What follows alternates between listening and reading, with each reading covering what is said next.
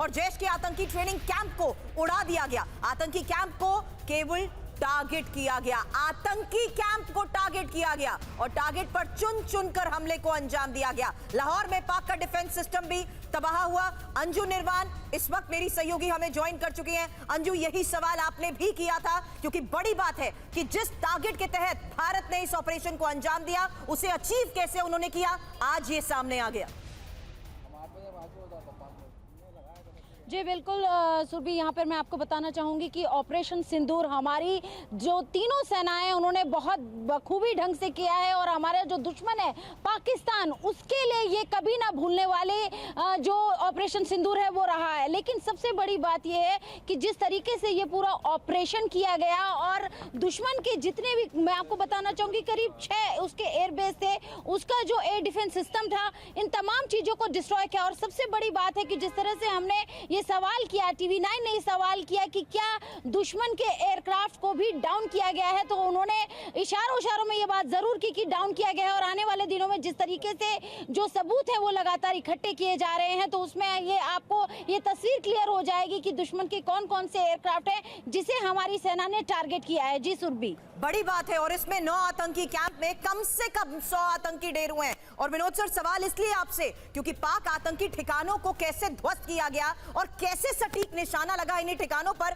उसकी before and after की ये तस्वीरें।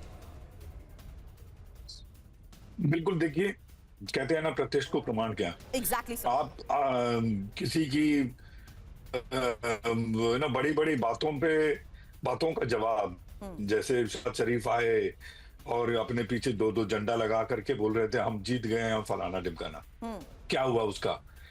आज उसकी कितनी बद पिटरी होगी, सोचिए आप उसके देश में, क्योंकि आके देश को किस तरह झूठ बोला उसने। exactly. जैसे फॉरेन सेक्रेटरी ने कहा था, ये देश ही झूठ के बुनियाद पे पैदा हुआ है। आप 47 में उन्होंने क्या बोला था कि आप कबीले हैं जो जाके ऑक्यूपाई कर रहे हैं। फिर बाद में UN में ही जाके उनको ये एक्सेप्ट करना पड़ा कि हमने अपने फौज भेजे। तो ये जो देश है अपने लोगों को गुमराह करने में और अपने ही लोगों को और दुनिया के सामने झूठ बोलने में नंबर 1 देश है। और इस नंबर 1 देश के मुंह पे इतना बड़ा तमाचा, शायद ही किसी भी देश के मुंह पे इतना बड़ा तमाचा इतिहास में कभी हुआ हो। बिल्कुल सर, और हकीकत आज की ये है कि एयरफील्ड हो या रडार सिस्टम या आतंकी कैंप के वो ठिकाने जिसमें मुरीद के और बावलपुर को लेकर ये तस्वीर भी सामने है कि कैसे सब ठिकानों को ध्वस्त कर दिया गया। इसमें एक और बड़ी खबर है, और ये चकलाला एयरबेस को बड़ा नुकसान पहुंचाया गया है और सुकूर एयरफील्ड को भी तबाह किया गया है। इसमें भोलारी एयरबेस का हैंगर पूरी तरह कैसे तबाह हुआ, ये तस्वीर भी सामने है। जैकबाबाद एयरबेस में भी बड़ा नुकसान पहुंचाया गया है। तो अब साफ है कि किस तरीके से इस पूरे ऑपरेशन में सीमा पार 9 ठिकानों और 100 आतंकियों को मार गिराया गया, तबाह कर दिया गया।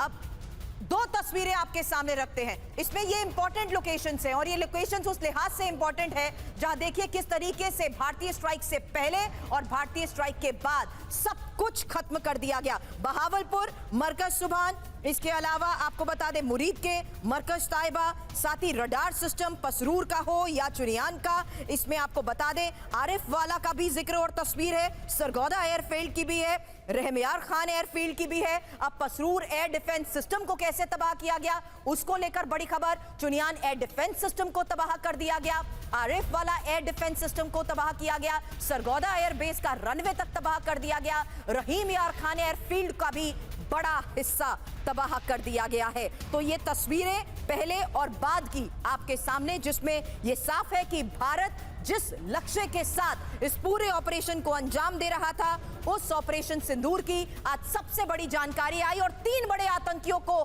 खत्म कर दिया गया है।